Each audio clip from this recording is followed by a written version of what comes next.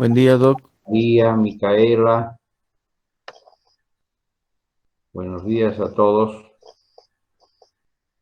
Oh, Carmen Alejandra, César Fabián. Buenos días, doctor. ¿Cómo están? Buenos días. Diego Joaquín. Buenos días, Doc. María Isabel Mercado. Diego Joaquín. Saba Skendi. Buen día, doctor. Hola, Saba, buen día. Bueno, hoy nos vamos a ocupar del niño amarillo, o sea, del neonato y del niño que presenta color amarillo en la piel. Ustedes ya saben que eso se llama ictericia. Y la ictericia es una patología que todos los que trabajamos en un hospital o en un centro médico o vemos niños de todas las edades, observamos. En esta oportunidad nos vamos a dedicar a charlar sobre la ictericia neonatal y alguna patología de algunas personas que tienen ictericia después del nacimiento y en el tiempo. Pero una emergencia de la neonatología y un cuadro clínico frecuente es la ictericia neonatal. Vamos a dar un poco más de énfasis a esto y luego con el tiempo ya sabemos lo que es hepatitis y todas estas enfermedades hematológicas, enfermedades de los glóbulos rojos ya en el año siguiente, en el semestre siguiente, veremos la ictericia otra vez. Y luego, lógicamente, en sus prácticas de patología clínica, de cirugía abdominal, ustedes van a encontrar a la ictericia frecuentemente. Entonces es importante que ese signo sea evaluado cuando se les presenta en cualquier ámbito, desde el recién nacido hasta el anciano. Muy bien, entonces vamos a comenzar con el tema de ictericia neonatal.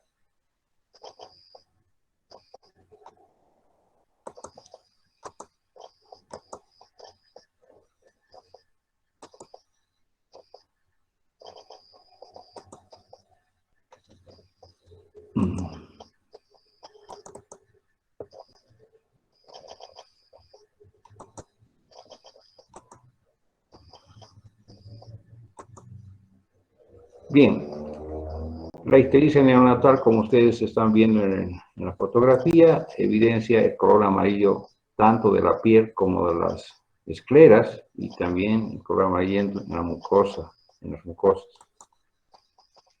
Ustedes saben que la causa de la ictericia es la hiperbilirubinemia. La hiperbilirubinemia neonatal que da ese color amarillento a la piel. Y ese color amarillento de la piel se observa cuando hay un nivel mayor de 8 miligramos de bilirrubina. Entonces la coloración amarillenta, esclerocutánea, se puede ver desde el recién nacido prematuro al neonato a término, pero algunas veces se enmascara por el color rojizo del recién nacido, principalmente prematuro. Entonces en el prematuro hay que tener mucho cuidado en determinar si tiene ictericia en los primeros días.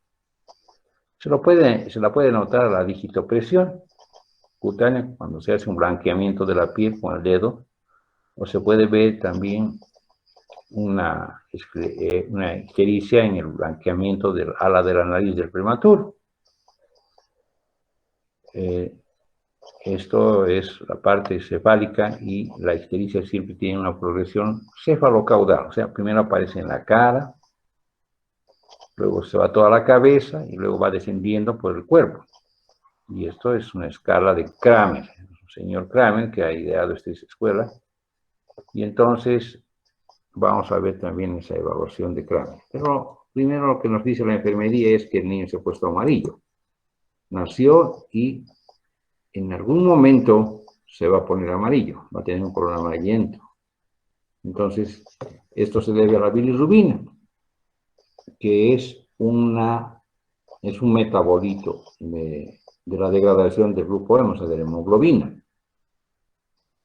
75%, o sea, 3/3 corresponden a la degradación de los eritrocitos, o sea, glóbulos rojos que se van destruyendo y van liberando la hemoglobina, y de allá viene el grupo M, que da lugar a la presencia de bilirrubina, ¿no? El 25% viene de la eritropoiesis ineficaz, que son precursores de los eritrocitos en la médula ósea, que no terminan su evolución hasta eritrocitos y se degrada.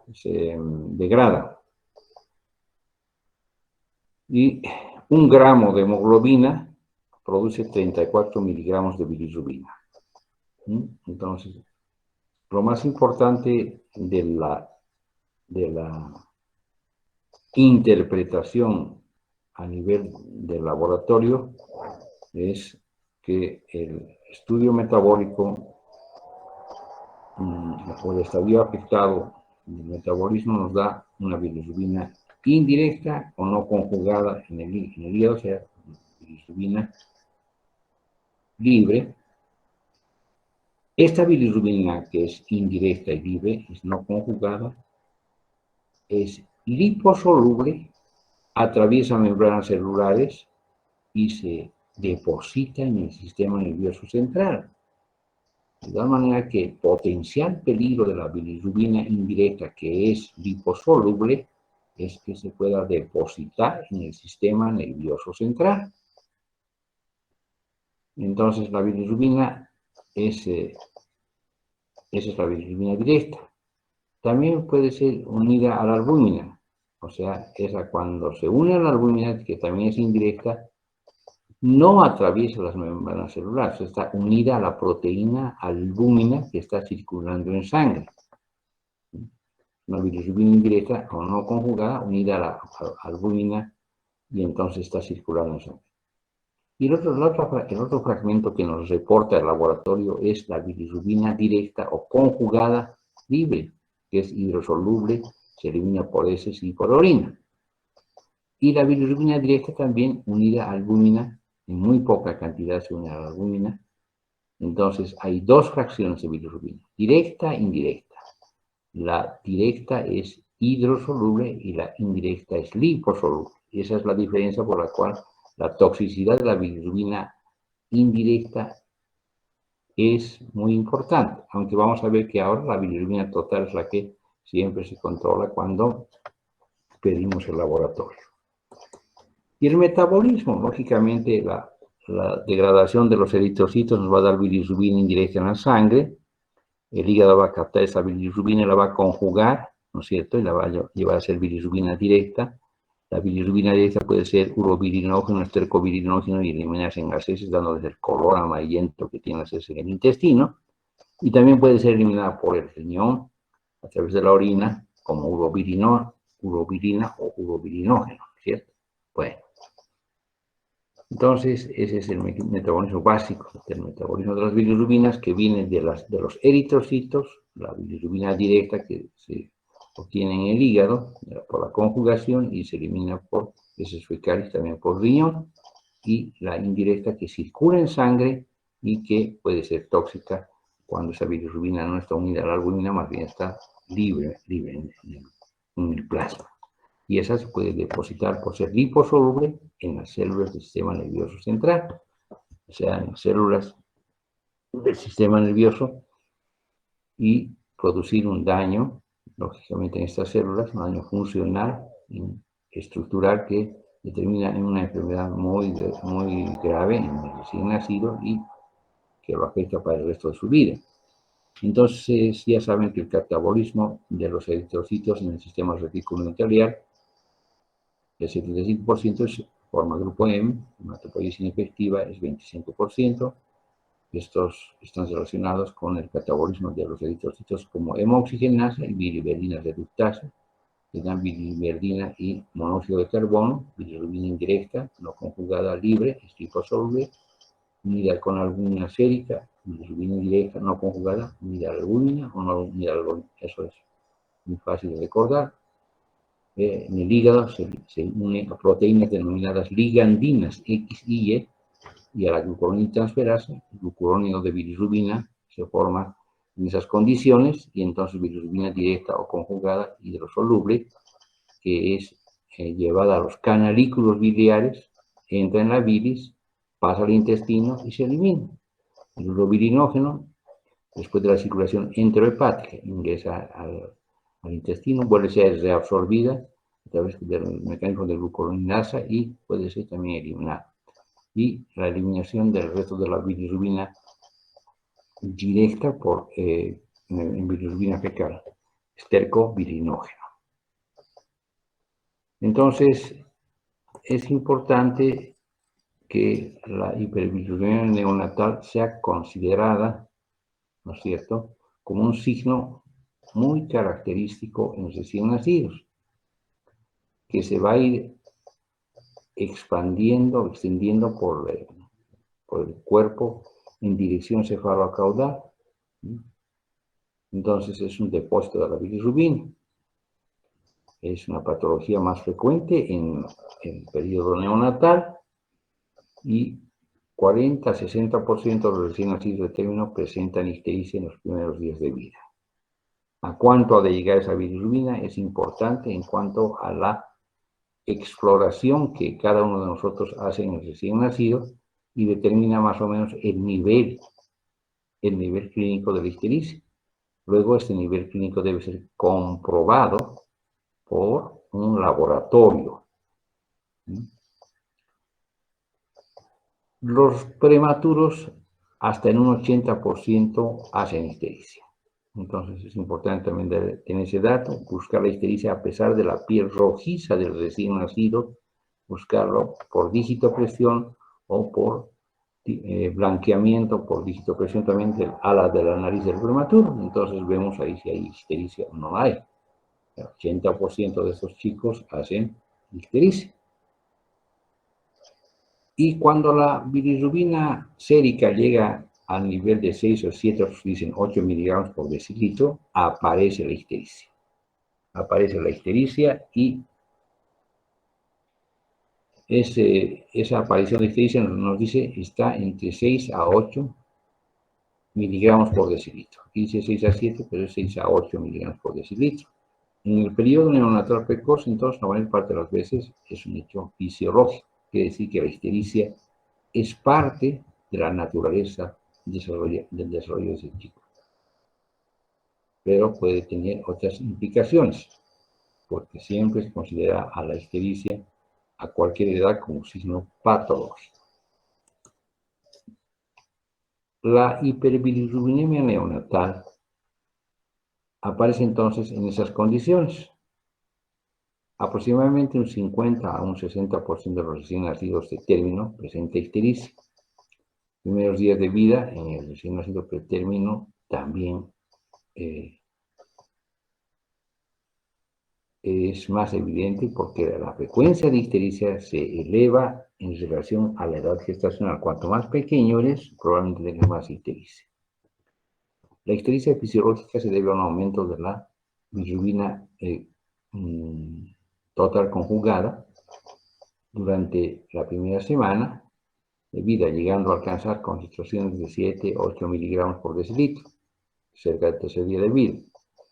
La ictericia patológica se presenta más temprano, o sea que el postulado sería, cuanto más antes se presenta la ictericia más evidente, entonces es probablemente más patológica. Y aquí tenemos justamente lo que decíamos de la evaluación de Kramer, cuando observamos a un recién nacido. A un recién nacido le podemos ver con evaluación clínica muy cuidadosa ictericia en toda la cabeza. Decimos que tiene de 5 a 6 miligramos en la cabeza. Cuando llega al tórax es 9 miligramos, entre 5 y 12 miligramos. Por eso es variado esto, ¿no? Entonces 9 miligramos en el tórax y 12 miligramos o más de 12 del abdomen hasta la raíz de los muslos.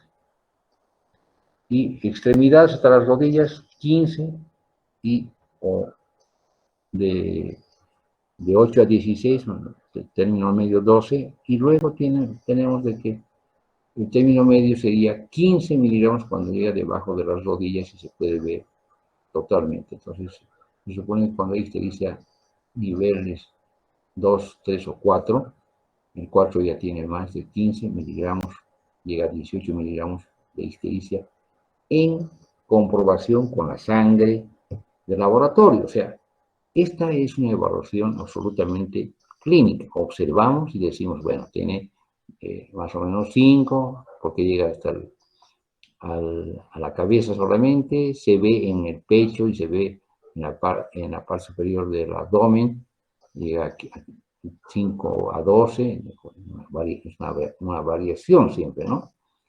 Y encima de más de 15 llega ya prácticamente a la parte inferior del abdomen y la raíz de los miembros y los muslos. 8 a 16 puede ser también ya, más o menos, y más de 15, o sea, entre 10 y 18, ya llega prácticamente hasta la parte inferior del cuerpo, ¿no? Entonces, la hiperbilirrubinemia tiene términos medios, ¿no?, que deben ser más o menos considerados 5, 10, 15 o más de 15, ¿no? Entonces, tenemos esa idea general de lo que es la escala de Kramer. Los niveles de Kramer son variables, pero nos da una idea general de la ictericia o de la magnitud de la ictericia que tiene en el momento el niño, ¿no? El diagnóstico desde la atención primaria siempre es neonato menos de 2 días, ¿no es cierto?, con ictericia sin otros síntomas. Entonces será una bilirrubina total y directa y se asociará habitualmente, o se asocia habitualmente una biometría hemática, ¿no? Y entonces se decidirá si hay que hacer fototerapia cuando hay una hemólisis, o habrá que investigar con más cuidado la ictericia porque puede ser una colestasis. Entonces, los valores normales de bilirrubina en sangre, la directa, o sea, la bilirrubina conjugada, es de 0 a 0.2 miligramos por decilitro en una persona de cualquier edad. Bilirrubina total es conjugada y no conjugada, es la suma de las dos.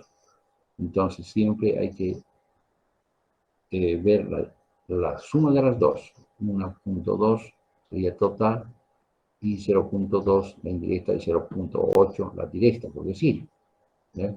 Todo es 1 a 1.2 miligramos por decilitro. Ahora, esa suma o la diferencia entre la total y la conjugada es la indirecta. En recién nacidos a término siempre es menos de 2 miligramos por decilitro.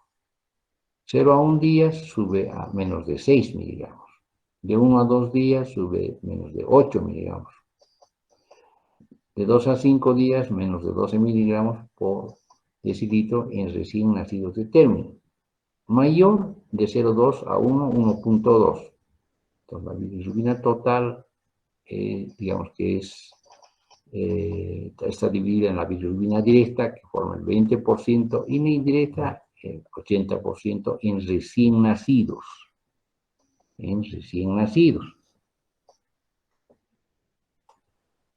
Entonces, los valores de la bilirrubina en recién nacidos pretérmino es un poco más alta. En recién nacido, menos de 2 miligramos por decilitro, de 0 a 1 día sube a menos de 8, de 1 a 2 días menos de 12, de 2 a 5 días menos de 16, todos son pretérminos. Entonces, en el niño mayor siempre la bilirrubina está en 0,2 a 1 miligramo. Normalmente, cuando hacemos una solicitud de la análisis del niño ya mayor, ¿no? Y entonces la coloración amarillenta nos da la idea general y la escala de Kramer que podemos utilizar de 5, de 8, de 5, de 8, de 10, de 12, de 15, nos da la idea general de la ictericia que ha sido calificada por cada uno de nosotros. al nivel que tiene que confirmar el laboratorio. Entonces, la ictericia puede ser fisiológica, puede ser por lactancia escasa. ¿Qué significa? Que la cantidad de leche que está ingiriendo el recién nacido es poca, escasa. Y ictericia por leche materna es por los componentes que tiene la leche, o sea, tiene ciertos componentes que vamos a ver enseguida, que son compuestos químicos y hormonales que pueden producir ictericia. Y finalmente la ictericia patológica, que es secundaria a diversos procesos de enfermedad. En general, la ictericia, entonces, se debe explorar a través de una bilirrubinemia, una biometría hemática que te orienta hacia un factor infeccioso o un factor hemolítico, el grupo ISH, tanto al recién nacido como a su madre, la determinación de los reticulocitos que te permite ver la actividad reaccional de la médula ósea ante la hemólisis o ante la pérdida de los eritrocitos, el CUMS directo que te da una idea sobre los factores antigénicos del proceso, y el prótesis de sangre periférica que te da una idea sobre la característica morfológica, semiológica de los eritrocitos. Entonces, esa es la batería de exámenes que se debe pedir. Entonces, en base a esos exámenes de laboratorio que tú pides, vemos la bilirrubina directa y vemos la bilirrubina indirecta. Lógicamente, si la bilirrubina directa está elevada, puede tratarse de un estado séptico, de una infección que está circulando. Por infección intrauterina, puede ser por infecciones intrauterinas, por ejemplo, el complejo de Storch, o sea, citomegalovirus, virus de la hepatitis B, toxoplasmosis, herpes, enterovirus, en fin. Y también puede ser por una bacteria que el niño haya contraído tal vez transplacentariamente o lo haya contraído durante el trabajo y el parto, ¿cierto? Entonces, esa bilirrubina tiene esas características, pero también puede ser que no esté, como ustedes verán, no haya hemólisis, ¿no? Es bilirrubina directa, o sea, no es la bilirrubina por hemólisis, es la bilirrubina por colestasis. Entonces, la atresia de vías biliares, o sea, la falta de vía biliar, no existe, es una malformación congénita. Una hepatitis de células gigantes en los primeros días del recién nacido. Bilis espesa, que forma tapones de bilis en la vía biliar. Entonces es un síndrome colestásico. Quiste de Coledo, una malformación de la vía biliar. Galactosemia, enfermedades de depósito.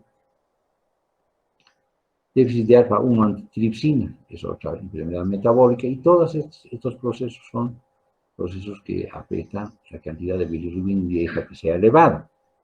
En cambio, la bilirrubina directa te puede dar un CUMS directo positivo por isoinmunización. ¿Y qué es un CUMS?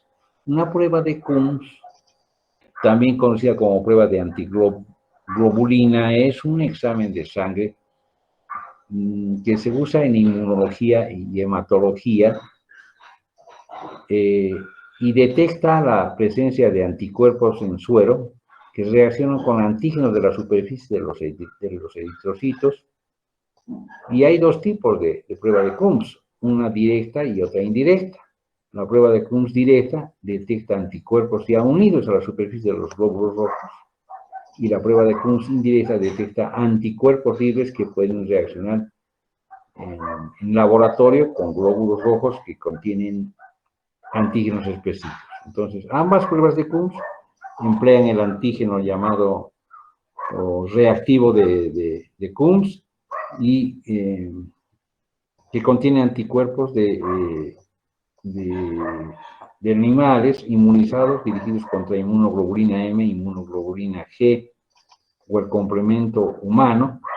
Estos anticuerpos se unen a los anticuerpos de los antígenos que están en la superficie de los glóbulos rojos, causando aglutinación. La prueba positiva es que haya una aglutinación tanto en la indirecta como la directa. La aglutinación es el resultado positivo entonces de esta reacción de Kunz, que puede ser directa o indirecta, que sirve para determinar isoinmunización, incompatibilidades que nosotros decimos de ABO0, de RH y de algún otro subgrupo.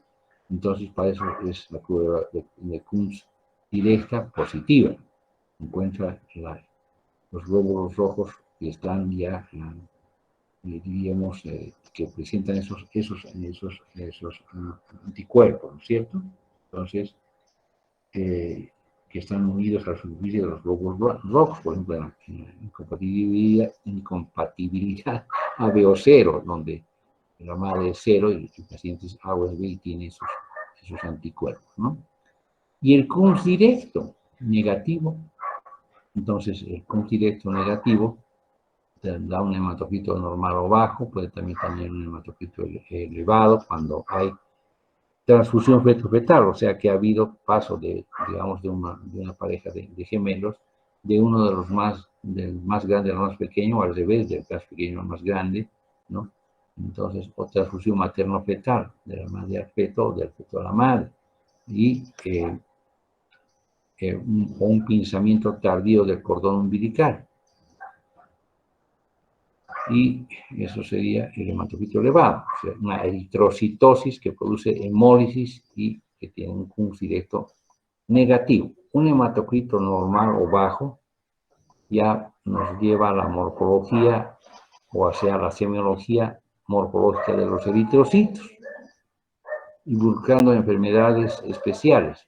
Entonces, morfología de los eritrocitos también comprende la evaluación de la reacción medular, que es la respuesta de los reticulocitos. O sea, en sangre periférica hay de 0 a 0.5 de reticulocitos, o sea, los glóbulos rojos de la hematopoiesis que por emergencia pueden salir a la sangre periférica y se pueden contar.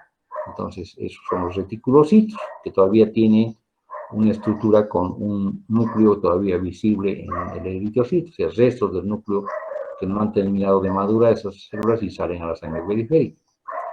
Y entonces hay alteraciones específicas de la morfología de los glóbulos rojos, por ejemplo, esferocitosis, eliptocitosis, estomatocitosis, pignocitosis, que son diversas formas morfológicas de los eritrocitos que nos dan las enfermedades hematológicas de los eritrocitos. Y alteraciones específicas, lógicamente, la incompatibilidad, la falta de glucosa 6-fosfato deshidrogenasa, de piruvato quinasa y otras enfermedades enzimáticas. Y también hay destrucción, o sea, hay pignocitosis cuando los glóbulos rojos están en un ambiente de una coagulación intravascular diseminada. Entonces, hay que considerar las posibilidades de los glóbulos rojos cuando estos son normales también, cuando hay una alteración de la circulación enterohepática, endocrinometabólicas, como hipotiroidismo, drogas, hormonas y otros. Hijo de madre diabética, inadecuada ingesta de alimentación, síndrome de distrés respiratorio, asfixia, todos estos nos darán glóbulos rojos normales. Entonces, el examen de sangre con bilirrubinas, grupo, reticulocitos, Kunz y observación de prótesis de sangre periférica nos orienta a todos estos cuadros. Entonces, hay que tener una idea general sobre esto y es importante que ustedes tengan la idea general, ¿no es cierto?, de pedir un examen de sangre, un Kunz, reticulocitos y morfología de los eritrocitos. Entonces, las causas de la ictericia neonatal en el primer día. Cuando hay ictericia en el primer día, se supone que la sangre puede ser que está hemolizándose por probable incompatibilidad A, B o 0 o RH. Eso es frecuente. En el primer día puede ser poco frecuente la infección intrauterina, complejo de Storch o algún otro tipo de infección que se ha presentado en las últimas semanas del embarazo. Del segundo al séptimo día, la ictericia puede ser fisiológica, algún curso anómalo de la misma fisiológica, puede ser también hemolítica y también puede ser infecciosa. O sea, no se puede perder el punto de vista de la infección con hemólisis.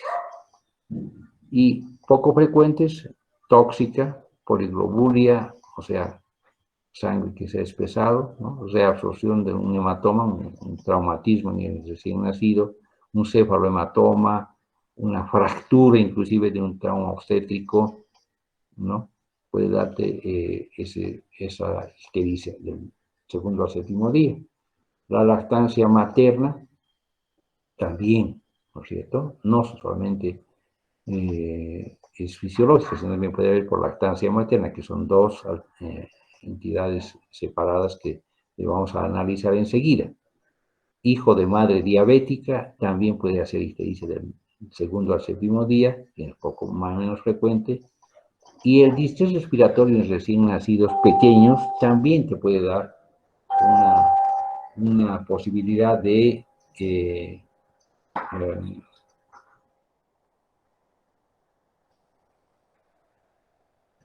ictericia.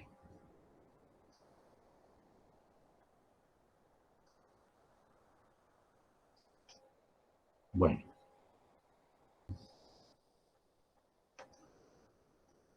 Entonces la etiología, hablando de incompatibilidad de grupo A, B o 0, es, en el caso de incompatibilidad, la más grande causa de ictericia temprana, la incompatibilidad de grupo sanguíneo, A, B o 0.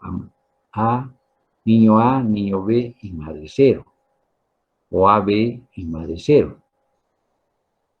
RH es la segunda posibilidad de incompatibilidad, de forma del 33%, y una pequeña porción de otros grupos que están serotipificados, que no son mayoría, ¿no? Incompatibilidad veo ser entonces predominantemente en mujeres o producen de anticuerpos IgM, anti-A o anti-B, ¿no es cierto? En raras ocasiones es IgG y la hiperbilirubinemia de neonato no es severa en la incompatibilidad VO0, pero se presenta temprano y muchas veces la ictericia tiene que ser también muchas veces, o todas las veces prácticamente, es sometida a la fototerapia y muy rara vez a la exsanguínea o transfusión. Entonces, la clasificación ya de la ictericia patológica en las primeras 24 horas ya hemos visto, hiperbilirubinemia no conjugada o indirecta está dada con la anemia hemolítica por diversas causas, incompatibilidad. Eritroblastosis fetal, ya el feto ha sido sensibilizado y ha desarrollado anemia e hidrofetalis, y la bilirubinemia no conjugada o indirecta también puede ser secundaria a un estado séptico, viral, un complejo de Storch, o bacteriano por alguna otra enfermedad contraída en las últimas semanas del embarazo. Y la hiperbilirubinemia conjugada o directa, o sea que se va elevando en cuanto a la colestasis del hígado, es debida a una atresia de las vías biliares, o sea, una malformación de vía biliar que no deja que haya una eliminación de la bilirrubina directa por el intestino. Y la ictericia fisiológica después de las 24 horas con la bilirrubina sérica, que va llegando hasta unos 12 miligramos por decilitro o unos 10 miligramos por decilitro calculados para el recién nacido de término y de pretérmino, desaparecerá a los 7 días de vida. es un fenómeno frecuente que después de las 24 horas de recién nacido se puede observar con elevación de la bilirrubina indirecta a más de 2 miligramos en la primera semana, se resuelve antes de los 10 días en recién nacidos a término y casi puede durar 2 semanas en recién nacidos pretérminos. El valor puede llegar hasta de 12 a 13 miligramos en recién nacidos a término y de 13 a 15 miligramos en recién nacidos pretérmino. No aumenta más de diariamente, no por hora, sino cada día, no aumenta más de 5 miligramos por día, por decilitro. 1 miligramo por decilitro al final de la segunda semana, desde recién nacido a término, no alcanza a más de 2 miligramos al mes. Entonces, es una ictericia fisiológica que no tiene que llegar a más de 2 miligramos al mes. Las causas son inmadurez hepática, o sea, disminución de la enzima glucoroniotransferasa por inmadurez hepática, ausencia de la flora bacteriana que favorece el metabolismo y el desolvamiento de la bilirrubina, aumento de la función de las enzimas beta-glucoroniotransferasa, vida media de eritrocito más corta y mayor masa de eritrocitos, es decir, destrucción de la cantidad de eritrocitos, digamos, mayor, o sea, cuanto más alta sea la cantidad de eritrocitos que pasan, por ejemplo, durante la ligadura del cordón, antes de la ligadura se deja pasar mucho eritrocito a través del cordón umbilical, porque el cordón umbilical, cuando termina de latir, recién debe ser clampeado, entonces se lo clampea un poquito más tarde y entonces hay una gran cantidad de eritrocitos. Entonces, eso es importante en cuanto a la eritrocitosis que puede tener el recién nacido.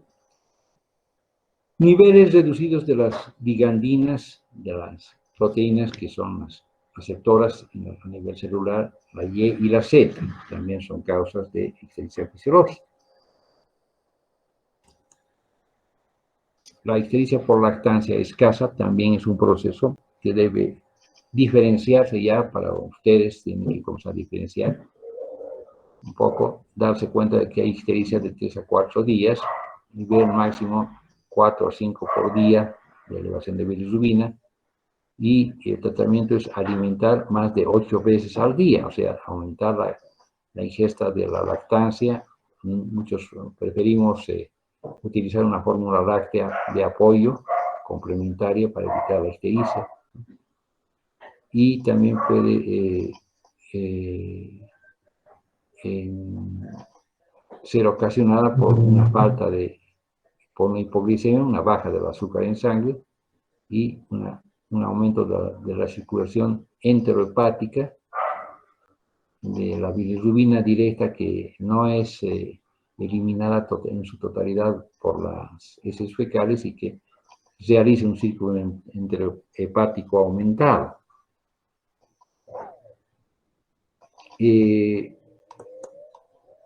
Entonces, el contenido de ciertas sustancias que pueden producir ictericia en la leche materna están el preglandiol, está la lipoproteína lipasa, la inhibición de la urinilfosfato glucotransferasa y de la beta-glucuronidasa. Estos elementos que se encuentran en la leche alteran el metabolismo de la bilirrubina. Esta bilirrubina se hace evidente como ictericia al 4.º día, puede llegar a 10-15 días, es la ictericia por leche materna. O sea, la leche materna tal vez la desventaja que tiene cuando se alimenta al niño solamente con lactancia materna. Puede llegar a 10 a 30 miligramos por decilitro, y cuando eso sucede, suspende la leche materna cuando la bilirrubina total es de 18 miligramos por decilitro en recién nacidos a término y de 15 miligramos por decilitro en recién nacidos pretérmino. Eso habitualmente se evalúa con mucho cuidado para no cortar la lactancia materna, pero puede ser necesario cuando vemos esa elevación en ese ritmo de suspender la leche materna y ofrecer una leche alternativa que es una fórmula complementaria maternizada. Entonces se da hasta que la bilirrubina disminuya a los 2 días después de haber sido administrada la leche en polvo, o sea, la leche maternizada en fórmula. Bien, y la ictericia patológica ya más o menos estamos enterados de la hemólisis, ¿no es cierto? Puede ser una anemia hemolítica isoinmune por incompatibilidad, puede haber enfermedades de tipo genético de captación y excreción, que son los síndromes de Gilbert, de Krieger-Najjar, 1 y 2, como fallas enzimáticas del eritrocito, son enfermedades de los eritrocitos, son anemias especiales, y las esferocitosis, una de esas enfermedades, son alteraciones de la morfología de los eritrocitos por enfermedades enzimáticas que tienen un trastorno, un origen genético o genético familiar o heredofamiliar. Esa es la hiperbilirrubinemia indirecta. Y la directa, enfermedad de Dobbin-Johnson, atresia biliar, cuando hay una falta de la vía biliar, no hay vías biliares extrahepáticas, por ejemplo, o hay un quiste de colédoco que es una estructura que no deja que fluya la bilis adecuadamente, enfermedades hepatocelulares como hepatitis, o enfermedades metabólicas como fibrosis quística, y muchas veces también la hiperbilirrubinemia directa se presenta por alimentación con sonda nasogástrica, y la mixta, que es el complejo de Storch, la sepsis, la galactosemia y el síndrome de bilis espesa. Todos estos procesos son relacionados con la ictericia patológica. Y la ictericia patológica aparece temprano, antes de las 36 horas, ictericia que dura más de 10 días en el recién nacido término y más de 15 días en pretérmino, la bilirrubina total más de 13 miligramos por decilitro en el recién nacido término y más de 15 miligramos por decilitro en recién nacidos pretérmino. Esa es la bilirrubina total. Entonces ahora se considera la bilirrubina total en el caso de estas ictericias. Y el valor de bilirrubina total aumenta más, tiene la capacidad de aumentar de más de 5 miligramos por día. Y la bilirrubina directa ya se sube por encima de 1.5 miligramos por decilitro. A 2 miligramos inclusive. Más arriba. La bilirrubina total menos o más del percentil 95 en las curvas que se tienen para controlar esos percentiles de bilirrubina en el nomograma de Butani, ¿no? Vamos a ver enseguida ese nomograma, y ese nomograma nos orienta justamente a estos procesos, ¿no?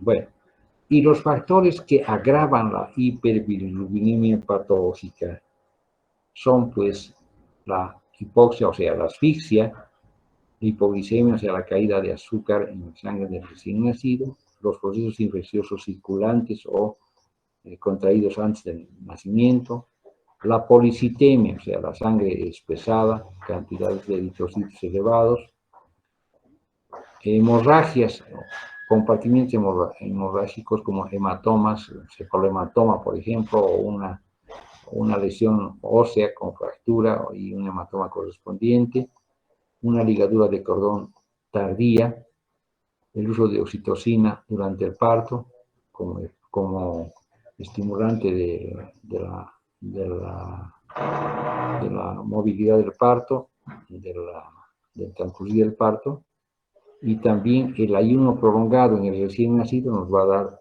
esta posibilidad de factor que agrava la hiperbilirrubinemia patológica. En el pretérmino, los factores que, digamos, también coadyuvan a la patología son que esté infectado, que la albúmina está baja, que esté hipoglicémico, que esté hipóxico, y administración de medicamentos que desplazan la bilirrubina. Entonces, el pretérmino también tiene esos factores de agravamiento de la hiperbilirubinemia patológica. Y hablando de insulinidad por incompatibilidad de grupo, la madre cero, neonatos A, B o AB, puede presentarse desde el primer embarazo, sensibilización materna previa por contacto de antígeno A y B en otros tejidos o alimentos. Es menos grave que la isoinmunización RH, porque se presentan más tejidos. La hemólisis es por transferencia de anticuerpos maternos anti-A o anti-B en la circulación fetal. Los anticuerpos maternos son débiles, pueden ser neutralizados en la placenta por los antígenos A y B antes de entrar en la circulación fetal.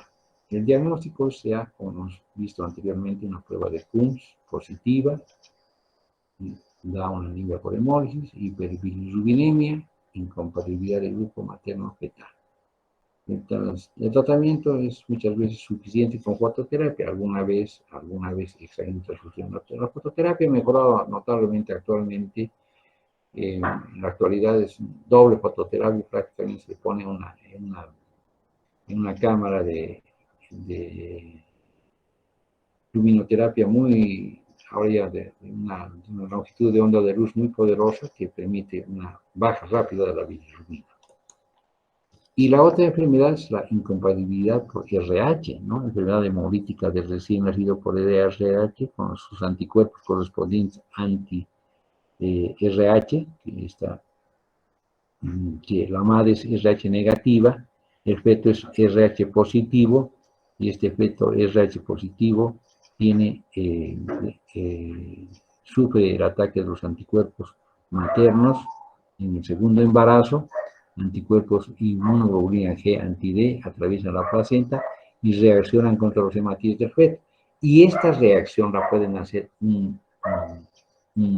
antes de que el feto nazca, ¿no? Y los factores que, digamos, empeoran son la toxemia, parto por cesárea, extracción de placenta manualmente, hemorragia, ¿sí? Entonces aumenta la eritropoiesis en sitios no medulares, hiperplasia pancreática. En el primer embarazo, los anticuerpos IgM hay 1%, en el segundo embarazo, los anticuerpos IgG se elevan.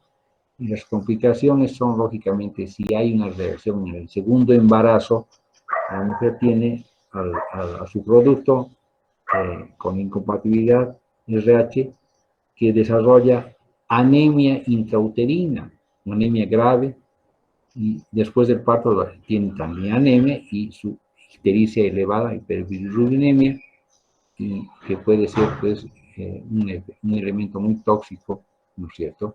Y durante el embarazo, el feto que está con incompatibilidad RH sufre hidropesía fetal, edema masivo, tiene derrames por hipoalbuminemia, o sea, por hipoproteinemia, hay una disminución de presión oncótica de las proteínas y la anemia se hace severa porque es una anemia hemolítica muy grave. Entonces, el niño nace en muy malas condiciones, con palidez, tiene ictericia, tiene edemas, hepatosplenomegalia, anemia hemolítica, caída de la hemoglobina, leucocitos con neutrofilia, aumentan sus reticulocitos en un intento de mejorar la eritropoiesis y de hacer que la eritropoiesis sea efectiva en este feto anémico, y el Coombs es positivo, hay hipoglucemia y también acidosa. El manejo de este paciente es sumamente complejo y requiere hemotransfusiones, requiere muchas veces ventilación mecánica, es decir, requiere terapia intensiva. El producto entonces nace en insuficiencia inclusive cardíaca, ¿no? Entonces, esa es la hidropesía fetal, el hidrofetalis, que se conoce como tal, hidrofetalis. Y detrás están los síndromes genéticos que causan ictericia, ¿no es cierto? En la captación está la enfermedad de Gilbert, la bilirrubina y la albúmina captadas por el hepatocito, la falla de la captación, una bilirrubina, y también puede haber una falla de la conjugación, que son las ictericias tóxicas, síndromes de Gilbert o de Krieger-Najjar, son alteraciones en cuanto a estas enzimas de conjugación. Y también puede haber alteraciones en la secreción a la vía biliar, que son el síndrome de Dubin-Johnson, el síndrome de Rotor. Entonces, también en el ducto biliar, fallas del diclorúnido de bilirrubina. El glucurónido de bilirrubina puede producir también ese efecto, ¿no? La caída de la urinilfosfato-glucuronidina transferasa a nivel celular está en las enfermedades que hemos dicho de Gilbert, de Krieger-Najjar, las dos, 1 y 2. La Krieger-Najjar tipo 2 es enfermedad, síndrome de Aries, en una forma intermedia, y responde a la estimulación enzimática con fenobarbital. O sea, el fenobarbital, ustedes conocen, es un medicamento que se utiliza como anticonvulsivante, es hipnótico sedante, y entonces ese medicamento tiene esa capacidad de favorecer la inducción enzimática. La Krieger-Najjar tipo 1 es una falla completa de la urinilfosfato-glucuronidina transferasa y puede producir, por la ictericia que es severa con ictericia indirecta, un alto riesgo de encefalopatía. El paciente necesitará trasplante y muchas veces fototerapia por mucho tiempo. Pero es más que todo el trasplante que va a solucionar el proceso, que tampoco no es algo sencillo, ¿no? Bien. La Gilbert, entonces, una disminución de la enzima glucuronidina transferasa autosómica recesiva y no hay proceso de conjugación. El síndrome de Krieger-Najjar no tiene hemolisis, no tiene visceromegalias, no tiene anemia hemolítica, cifras elevadas de la bilirrubina indirecta, ausencia de la glucuronidina transferasa tipo 1 y 2, síntomas más relevantes, la ictericia, y también este paciente puede tener, no tiene fallecimiento.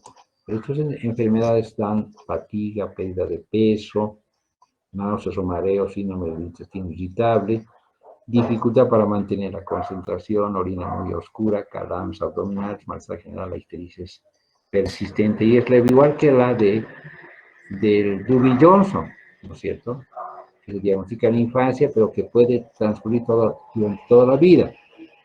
Y la de Rotor, que se compara con la de Dubin-Johnson, que en la biopsia hepática lo único que la diferencia es la pigmentación del hígado negruzca en el Dubin-Johnson y normal en el Rotor, ¿no?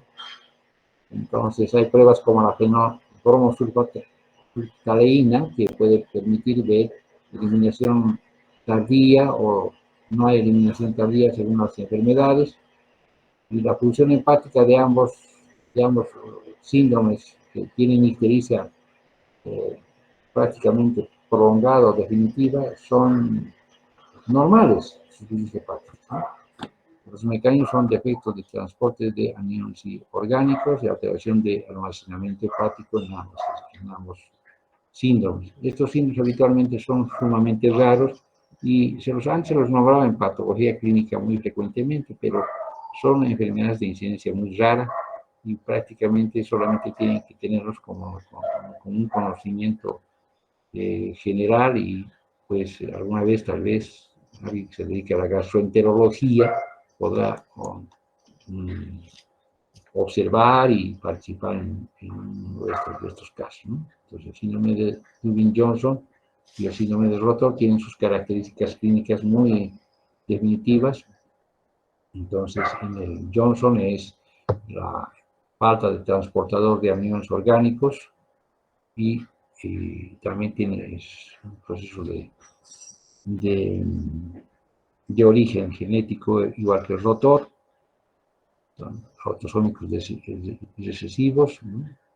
Y entonces estos dos enfermedades van siempre asociadas, y la diferencia del síndrome de Dubin-Johnson es que en la patología o histopatología, el proceso de Dubin-Johnson no tiene la misma colesterografía ni la misma aspecto, ¿no?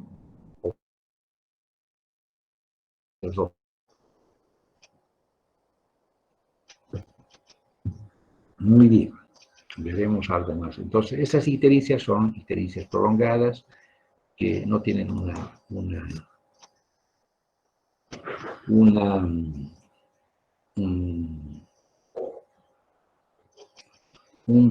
vez que pasa la época neonatal, seguramente sí puede, después de la fototerapia, permanecerá la ictericia y será investigada a través de la histopatología, o sea, la hepatología. El hepatólogo determinará, el gastroenterólogo hepatólogo determinará la presencia de estas enfermedades, pues que es rara, que no es frecuente. Y también está otra que se llama déficit de glucosa 6-fosfato deshidrogenasa, con eritrocitos con deficiencia ya intrínseca de la glucosa 6-fosfato deshidrogenasa y que se destruyen más fácilmente por alteraciones en la genética y que está codificada por la presencia del cromosoma X, ¿no? Y en el gráfico de la derecha observamos la herencia que puede tener de una pareja en su progenie. Bueno, y relacionada también con el síndrome de bilis espesa. Cuando hay una hemólisis severa, la bilis tiende a espesarse y a volverse un obstáculo canalicular. Hay una congestión canalicular y eso favorece la presencia de ictericia. El diagnóstico de laboratorio, siempre ya hemos dicho, es la hemoclasificación materna y del neonato, el hemograma para determinar diversas enfermedades, los recuentos de reticulocitos, el punto directo al recién nacido, los niveles de bilirrubina séricos y el prótesis sanguíneo periférico. Ese prótesis sanguíneo periférico es el que nos permite ver la morfología de los glóbulos rojos y la posibilidad de determinar enfermedades hemolíticas por hemoglobinopatías, por ejemplo, ¿no? Bueno. Y la determinación del grupo sanguíneo es una prueba muy sencillita, que como ustedes ven en la fotografía derecha, se puede ver a través de la presencia o ausencia de hemólisis para establecer el grupo sanguíneo. Entonces, después de la ictericia tanto hemolítica, o sea, prehepática, y la ictericia directa por causas infecciosas, y el establecimiento de las incompatibilidades o inmunizaciones, tenemos una ictericia que es debida a colistasis neonatal. O sea, esa ictericia está relacionada con una colistasis, o sea, con prácticamente una inmovilización de la bilis en los conductos, en las vías biliares, que puede ser intrahepática y puede ser extrahepática. Entonces, es una alteración del flujo biliar, que también se caracteriza por ictericia, con acoria o hipocoria, o sea, heces blancas, y también coluria, o sea, orina muy cargada del pigmento, ¿no? Entonces, intrahepáticas, lesión de los hepatocitos, enfermedades metabólicas, errores en el metabolismo, tanto de los ácidos biliares como de sus transportadores que ya hemos mencionado, infecciones hepáticas, hepatitis neonatal idiopática, ¿no? Estas enfermedades entonces son todos procesos metabólicos genéticos determinados que ya hemos comentado. Y también puede haber en la forma intrahepática, a través de la histopatología, se puede determinar lesión de los conductos biliares. Los conductos biliares pueden ser hipoplásicos, o sea, no haber desarrollado adecuadamente, pueden ser escasos, no hay muchos conductillos biliares.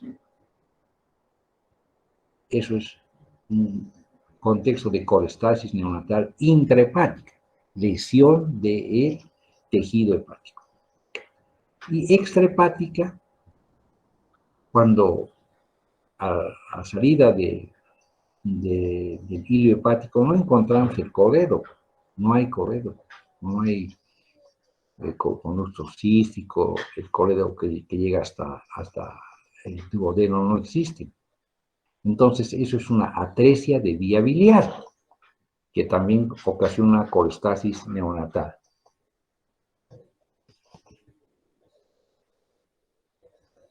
Entonces, las colestasis neonatales tienen que tener un diagnóstico y evaluación. Los laboratorios son los mismos siempre: bilirrubina, hemograma, glicemia, urea, creatinina, enzimas hepáticas, pruebas de coagulación para buscar una hemólisis, una hematopatía, pruebas serológicas para hepatitis, complejo Storch, examen uroanálisis y urocultivo,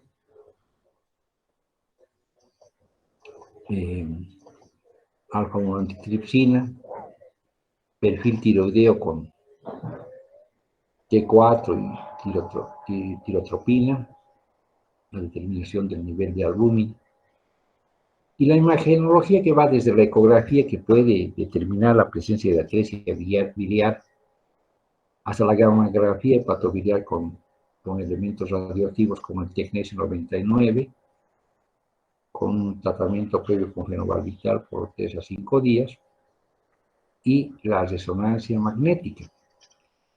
Entonces, todos estos nos llevan a una determinación, cuando se hacen ciertamente sospechosos del diagnóstico, a una biopsia hepática y a una colangiografía. Los tipos de atresia biliar, hay varios tipos, desde la atresia del colédoco total, hepático, atresia de los conos hepáticos, atresia de la porta hepatis, parte importante de la estructura misma, y el tipo 4 de atresia proximal, o sea, cercana al duodeno, ¿no? Son diversos tipos. El quiste de colédoco es otra patología también que tiene una formación con una proliferación epitelial desigual durante la etapa embrionaria y con un crecimiento que ocasiona la oclusión del colédoco. Pero también hay quistes extrahepáticos que se asocian a anormalidades del conducto biliopancreático y son alternativas del quiste de colédoco. Entonces, todo ese contexto de enfermedades pueden relacionarse con la ictericia, tanto directa, indirecta, y diversas enfermedades que ocasionan hemólisis o enfermedades que dan colestasis, ¿no? Entonces, de ahí surge la idea de prehepática, hepática y poshepática. Y tienen que tener esa idea general en clínica médica. Y ya saben la idea de qué es la hemólisis, qué es la colestasis, para determinar ictericia. Entonces, este nomograma sirve para determinar el riesgo de la ictericia en el mayor del percentil 95, habrá hemólisis, seguramente. Mayor del percentil 75, hemólisis con control de la bilirrubina sérica total cada 8, cada 24 horas. O sea que eso quiere decir, en la primera alternativa por encima del percentil 95, zona de alto riesgo, se buscará posibilidades de hemólisis. En la segunda posibilidad, más del percentil 75, se verá hemólisis con control de la bilirrubina sérica total cada 8, cada 24 horas. Menos del percentil, o más del percentil 40, hay que medir la bilirrubina sérica total con seguimiento cada 48 horas. Y menos del percentil 40, habrá que hacer seguimiento 24-48 horas, es decir, toma de bilirrubina sérica total según la evolución clínica del paciente, ¿no? Y un programa para indicar fototerapia también tiene sus valores a diversas edades. En las ordenadas está la bilirrubina sérica total y en las abscisas está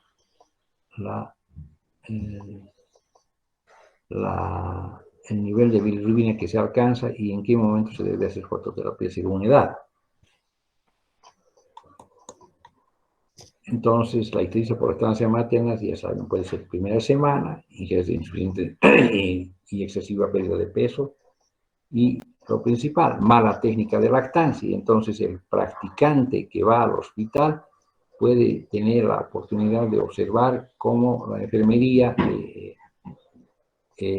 hace la estrategia de lactancia materna para poder dar un caudal, una cantidad de leche suficiente al recién nacido, ¿no? Para evitar la mala técnica de lactancia. Y lactancia materna tardía, factores de leche materna que hemos visto, ¿no es cierto? Los factores que son causas de ictericia por lactancia materna.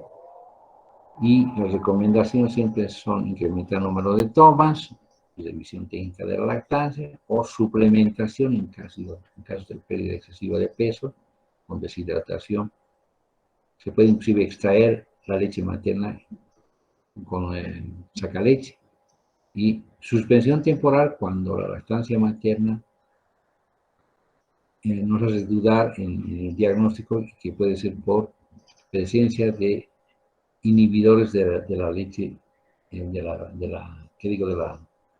la bilirrubina en la lactancia, en la leche materna, ¿no es cierto? Que ya también hemos visto aquello.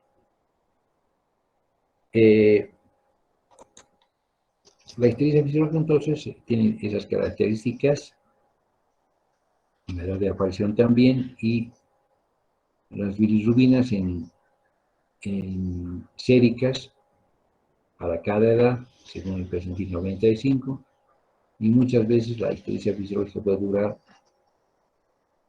mayor tiempo que lo debido, pero luego desaparece.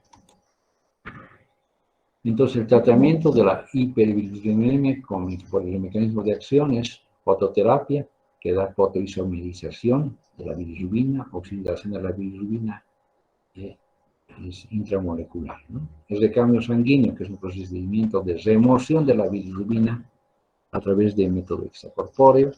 Protoporfirinas, bloquea la hemoxigenasa, que es un medicamento que se puede utilizar. Y el fenobarbital, que acelera la conjugación y absorción de la bilirrubina, es decir, hace una inducción enzimática. Agar y carbón disminuyen la circulación interhepática, evitando que la bilirrubina sea reabsorbida y disminuyen esa circulación interhepática de la bilirrubina directa.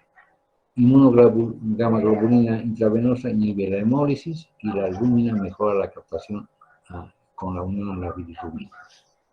Entonces, la fototerapia siempre tiene que ser un método conocido por nosotros que somos médicos generales, con protección ocular, se pone al niño en una asistencia térmica adicional, habitualmente una incubadora, que tiene la lámpara de fototerapia a 60 centímetros por encima del niño, y se lo desnuda totalmente, excepto muchos ya ahora indican protección genital y protección ocular.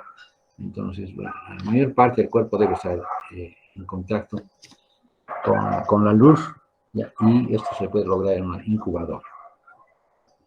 Entonces, ya saben que la fototerapia tiene isomerización configuracional, ¿no es cierto? Isomerización estructural y fotooxidación, y la luz blanca ocasiona estos efectos de la fotobilirrubina, la luminorubina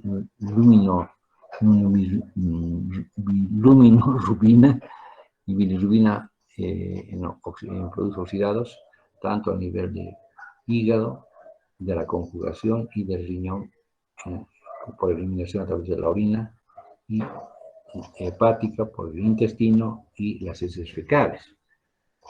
Entonces, esos productos ya de desdoblamiento son eliminados en esa forma, ¿no?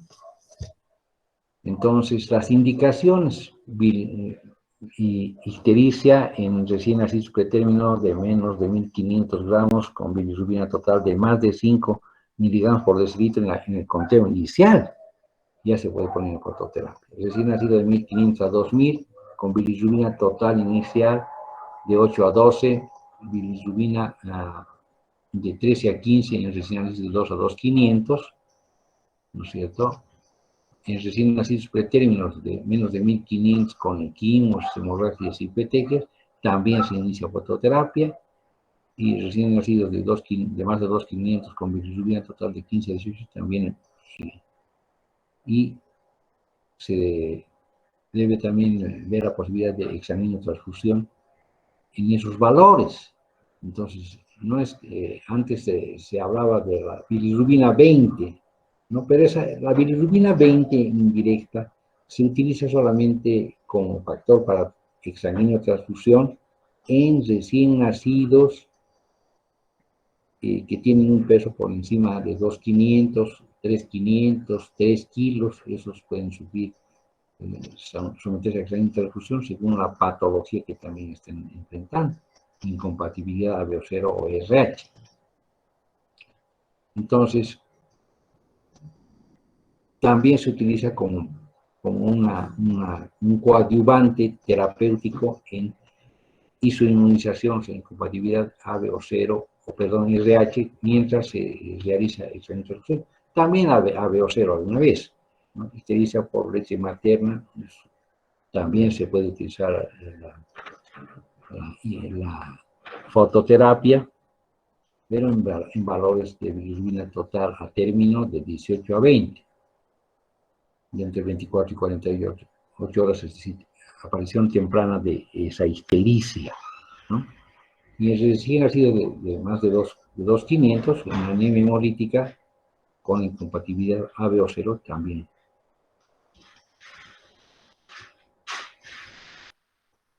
Siempre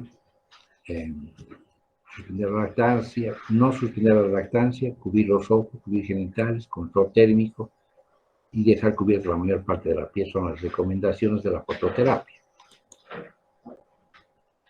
Las contraindicaciones, siempre que haya un recién nacido que tengamos sospecha de que tiene colestasis, o sea, una hepatopatía o ictericia obstructiva. A ese recién nacido no le podemos dejar en fototerapia y esperar que se baje la bilirrubina, ¿no? Entonces, además, esa bilirrubina directa es la que se está elevando en cuanto a la bilirrubina total. Las complicaciones de la fototerapia son síndrome del niño bronceado, que tiene un aspecto de bronce, gastrointestinales que te da diarrea acuosa, te puede producir daño retiniano, da eritema cutáneo, puede haber una quemadura cutánea también. La distancia de 50 a 60 centímetros es esencial. La intolerancia a la lactosa también puede presentarse después de las sesiones de fototerapia. Hipocalcemia, apneas, distensión abdominal también son complicaciones de la fototerapia. Y hablamos de otro procedimiento que es mucho más definitivo en neonatología, que es la examino-transfusión, también con su curva de decisiones para determinar la necesidad de aplicar el procedimiento, ¿no? El procedimiento es un procedimiento en el cual se hace recambio externo de sangre. Se introduce sangre y se saca la sangre que está cargada de bilirrubina. Entonces, se elimina la bilirrubina mediante el recambio sanguíneo. Hay que eliminar también los hematíes sensibilizados, o sea, se recambio de los hematíes sensibilizados con hematíes que no tienen la sensibilización, y también lo principal es que se corrija la anemia que se presenta por hemólisis. Entonces, ese es el procedimiento de la examino-transfusión, y las complicaciones también pueden ser graves en el momento del procedimiento, como son vasculares, como embolización, infarto hemorrágico, cardíacas, arritmias, falla cardíaca, paro cardíaco, cuando se cae, hay una hipercalcemia, una caída del calcio iónico, o en la sangre que nos han proporcionado para hacer el examen, hay una hiperpotasemia. Metabólicas, cuando hay un aumento del potasio, y hipocalcemia, hipoglicemia y acidosis infecciosas que nosotros mismos, si no hacemos el procedimiento con técnica quirúrgica aséptica completa, podemos llevar adelante una infección, coagulación y una trombocitopenia.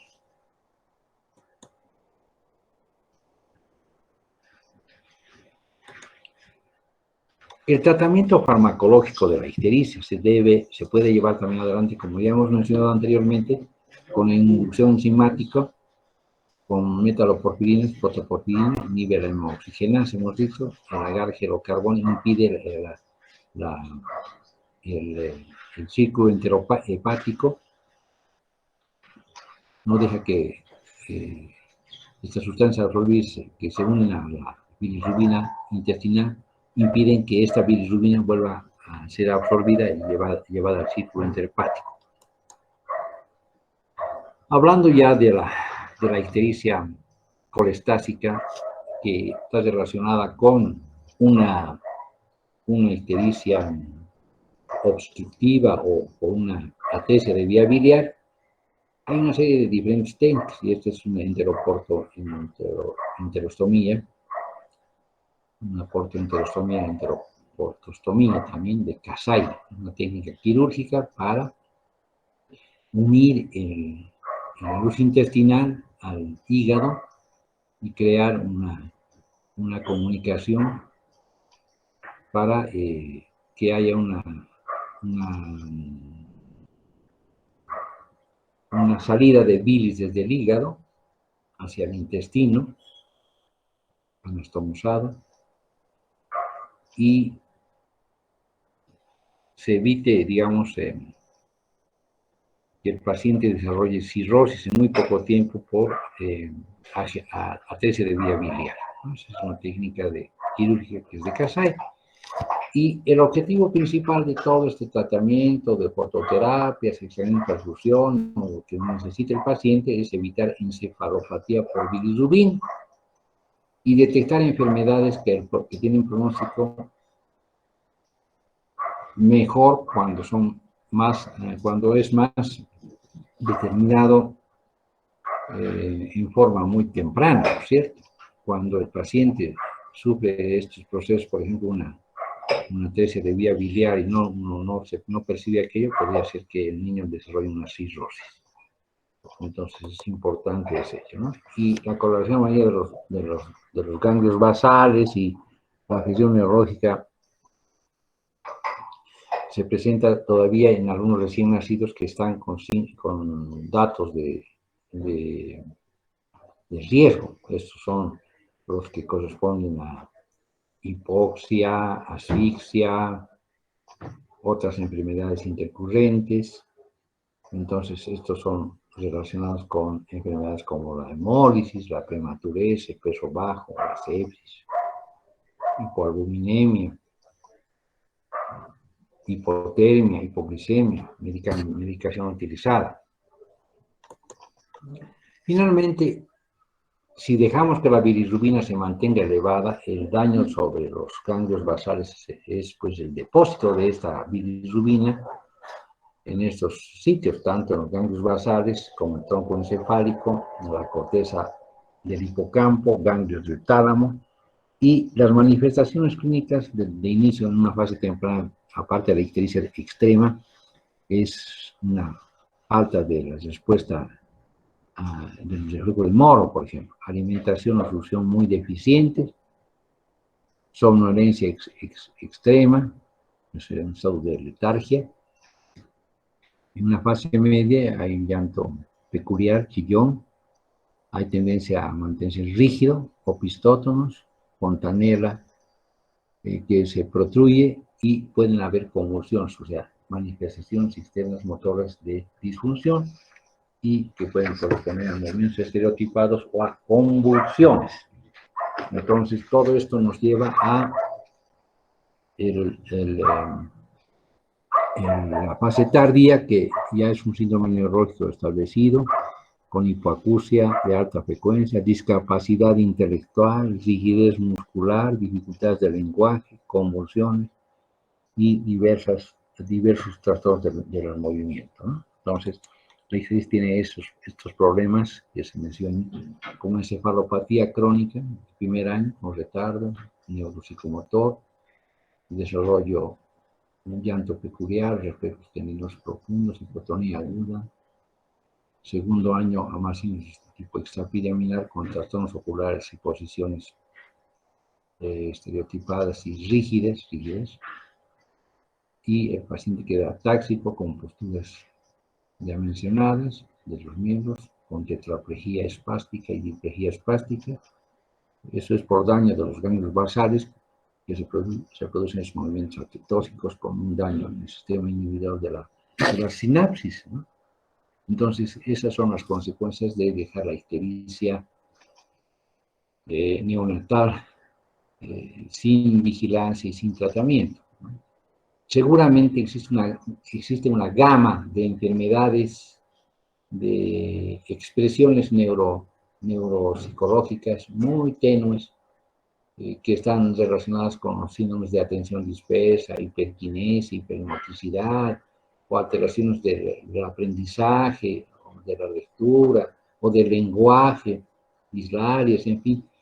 Esa gama de enfermedades no ha sido investigada y en mucha gente de nuestros países en desarrollo seguramente hay este tipo de manifestaciones que no son relacionadas con ictericia, que muchas veces el niño ha pasado en un medio rural, en un medio ambiente limitado y no ha sido de ninguna manera diagnosticada, ¿no? Entonces, esas enfermedades seguramente también tienen esa relación etiopatogénica con esos procesos de un efecto tóxico de la bilirrubina. No lo sabemos. De todas maneras, es importante que para el práctico siempre haya una necesidad de hacer las evaluaciones clínicas y laboratoriales correspondientes frente a la ictericia del recién nacido. Bien, ¿alguna pregunta? ¿Alguna aclaración?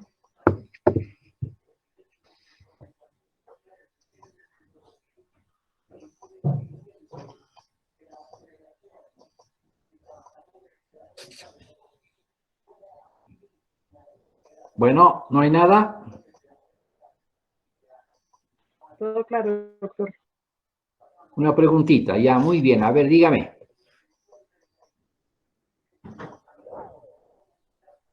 No hay ninguna pregunta. Bueno, esta es una faceta de su capacitación que les permita ver ictericia con cierta solvencia. No lo olviden, es importante en la praxis médica, aunque usted no sea neonatólogo y no sea usted de obstetra, ver la ictericia y las repercusiones que puede tener omitir el diagnóstico de la ictericia, ¿no? O dejarla pasar por supuesta experiencia, o porque el jefe lo hizo, o porque todos lo hacen así, no hacer nada, ¿no? Hay repercusiones posteriores que todavía están en un campo de evaluación e investigación, pero los extremos de esta patología son el Kernicterus y la encefalopatía durante el desarrollo por bilirrubina, ¿no es cierto? Muy bien. Entonces la clase queda suspendida y nos vemos en la siguiente clase. Muy bien. Bueno, Muchísimas gracias, doctor. Hasta luego. buenos días, que les vaya bien, Fernanda, Vanessa, Verónica, Carmen, Saba. Hasta luego, doctor. Chao, chao, que les vaya bien.